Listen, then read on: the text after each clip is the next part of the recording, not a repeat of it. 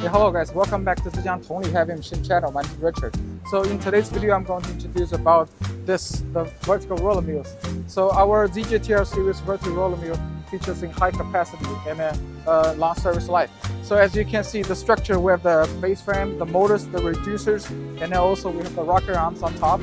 So as for a typical grinding unit, so this is our vertical roller mill. So the finished product will be discharged by the powder separators on the top, and then it will be proceeded to the back filter. So the finished product will be collected by the back filter, and then you can see this one is a high power centrifugal blower. So it provides the air that track the finished product to the back filter. So yeah, thank you guys. I will see you in our next video.